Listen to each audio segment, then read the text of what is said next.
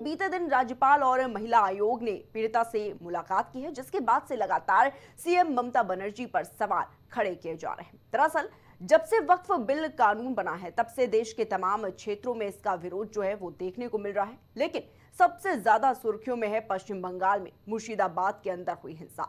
मुर्शिदाबाद में हुई हिंसा को लेकर देश भर में राजनीति जो है वो काफी गर्माती नजर आ रही है। और ऐसे में एक नजर डालते हैं पूरे मामले पर कि कब कब और क्या क्या गठित हुआ है। संसद के दोनों सदनों से पास हुआ है वक्फ बिल।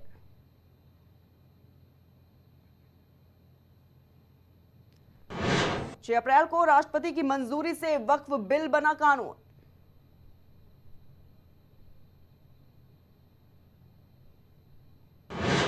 आठ अप्रैल को मुर्शिदाबाद में वक्फ कानून के विरोध में हिंसा।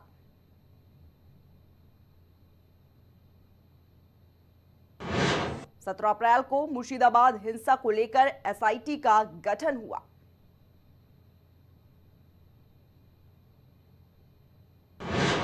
18 अप्रैल को राज्यपाल सीवी बोस पीड़ितों से मिलने पहुंचे।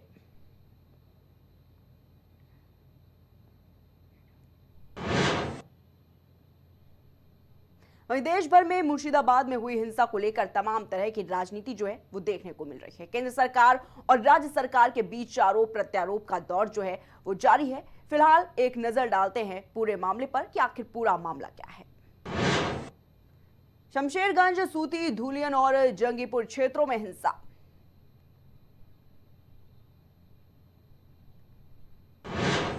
हिंसा के दौरान 3 हिंदुओं की निर्मम हत्या की गई है।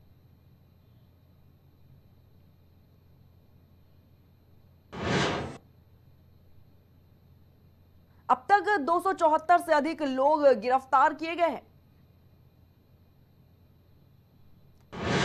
ममता बनर्जी ने कहा, हिंसा के लिए बीएसएफ जिम्मेदार है।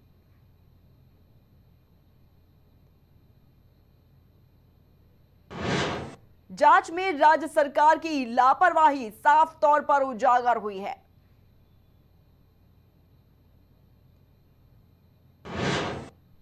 वहीं पश्चिम बंगाल में हुई हिंसा को लेकर देश भर में आक्रोश भी देखने को मिला और केंद्र सरकार ने भी राज्य में स्थिति को नियंत्रण करने में अपनी जो फोर्स है वो उतार दी। मामले की जांच के लिए कमेटी का भी गठन हुआ। आइए आपको बताते हैं कि उस कमेटी में कितने और कौन से सदस्य शामिल हैं।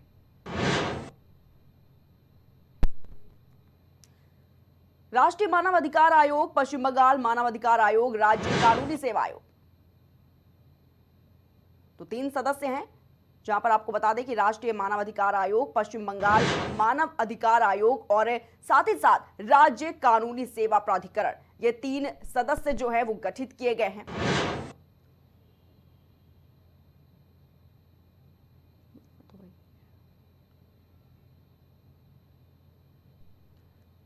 फिलहाल मामले में अब तक 274 लोगों को गिरफ्तार कर लिया गया है। और आपको बता दें कि बीते दिन बंगाल सरकार ने कलकत्ता हाईकोर्ट ने एक रिपोर्ट भी पेश की है। इसमें बंगाल सरकार का कहना है कि हिंसा में जानबूझकर हिंदुओं को टारगेट किया गया। और इसी बीच बंगाल के राज्यपाल सीवी बोस ने मालदा का दौरा किया है। आपको बता दें कि हिंदुओं ने मुर्शिदाबाद ने पलायन करके मालदा में शरण ली हुई है। दिलचस्प यह है कि सीएम ममता ने राज्यपाल को अपना दौरा टालने की अपील की थी और इसके बावजूद भी राज्यपाल पीड़ितों से मिलने पहुंच गए। उनका कहना है कि वो अपने कर्तव्य का निर्वहन कर रहे हैं और वो पीड़ितों की बातें केंद्र सरकार तक पहुंचाएंगे।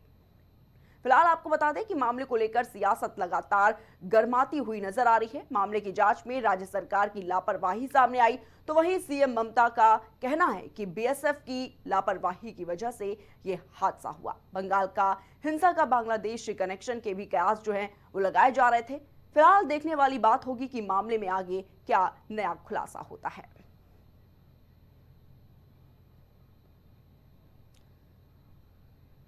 और इसी खबर तमाम जानकारी के लिए हमारे साथ हमारे संवाददाता राजेश जुड़ चुके हैं। राजेश, देखा जा रहा है कि वक्फ बिल को लेकर लगातार पश्चिम बंगाल के मुर्शिदाबाद में जो हिंसा है वो बढ़ती हुई नजर आ रही है और ऐसे में राजनीति भी काफी गर्माती हुई नजर आई है। क्या कुछ पूरा अपडेट इस पर अभी तक सामने आया है राजेश? बिल्कुल प्रिया, जिस तरीके से अगर बात की जाए पश्चिम बंगाल की, तो पश्चिम बंगाल के मुर्शिदाबाद में जिस तरीके से वहां पे हिंसा हिंसा हुई है, तो कहीं कहीं देखा जाए तो बड़ा मामला है। उस मामले को लेकर राजनीति भी पूरी तरीके से गरमाने लगी है। आपको बता दें कि जिस तरीके से देखा जाए तो पश्चिम बंगाल में ममता बनर्जी ने जो वक्फ बोर्ड बिल था, वक्फ बिल को उन्होंने वहाँ पश्चिम बंगाल में लागू नहीं किया, जिसके बाद से लगातार वहाँ पे आंदोलन हुआ और आंदोलन होने के बाद हिंसा शुरू हो गई। और अगर देखा जाए तो वहाँ पे सेंट्रल गवर्नमेंट ने वहाँ पे बीएसएफ को वहाँ पे लगाया है। साथ ही साथ आपको बता दें सेंट्रल गवर्नमेंट की तरफ से जो राष्ट्रीय मानवाधिकार आयोग और साथ ही साथ और राज्यपाल, तो जाहिर सी बात है कि सब मिलकर वहाँ पे वहाँ की जो प्रक्रिया है, वहाँ पे जो चीजें हैं उसको हैंडल करने में लगे हुए हैं। वहीं अगर बात करें ममता बनर्जी की, ममता बनर्जी ने साफ साफ इनकार कर दिया कि जो वक्फ बोर्ड बिल है इसको पश्चिम बंगाल में लागू नहीं होने देंगे, क्योंकि ये जो अल्पसंख्यक है उन अल्पसंख्यकों के जो उनके अधिकार है उसको छीनने का काम करता है।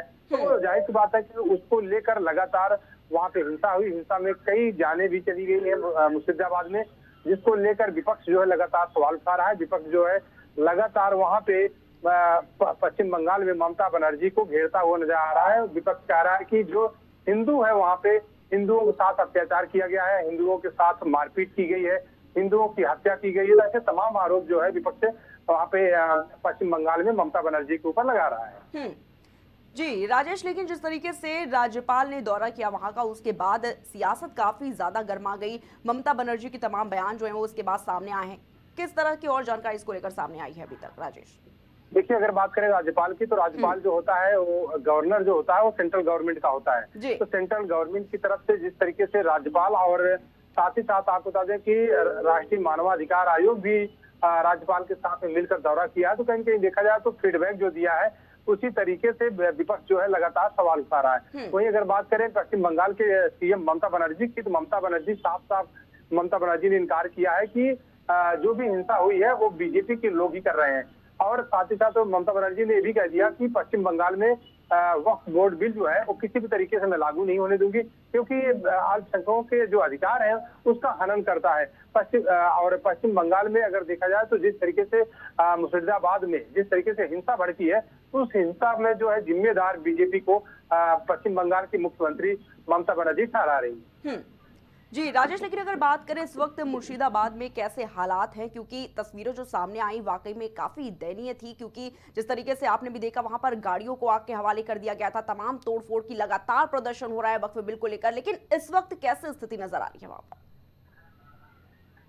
देखिए प्रिया, अगर इस समय की बात करें मुर्शिदाबाद में, तो बंगाल के मुर्शिदाबाद में इस समय की अगर हालत देखी जाए तो इस समय की हालत वहाँ पे अगर देखा जाए तो बिल्कुल अभी इससे बनी हुई है। क्योंकि आपको बता दें कि वहाँ पे जब से बीएसएफ सेंट्रल गवर्नमेंट की तरफ से जब से बीएसएफ वहाँ पे लगाया गया है, बीएसएफ की ड्यूटी तैनात है, तो जाहिर सी बात है कि उस तब से जाकर मुर्शिदाबाद में जो हालत है वो स्थिर बनी हुई है। क्योंकि उसके पहले की अगर बात करें तो उसके पहले जो है लगातार वहाँ पे हिंसा, आगजनी, तोड़फोड़ और ऐसी तमाम प्रतिक्रियाएं वहाँ पे घटनाएं सामने आई, जिसको लेकर वहाँ पे ममता बनर्जी ने भी पूरी तरीके से फोर्स तैनात की। साथ ही साथ सेंट्रल गवर्नमेंट की तरफ से वहाँ पे बीएसएफ की तैनाती की गई, जिसके बाद से स्थिति अब जो है वहाँ पे नॉर्मल बनी हुई है। जी ठीक है राजेश, बहुत बहुत शुक्रिया आपका हमारे साथ जुड़ने के लिए और तमाम जानकारी साझा करने के लिए।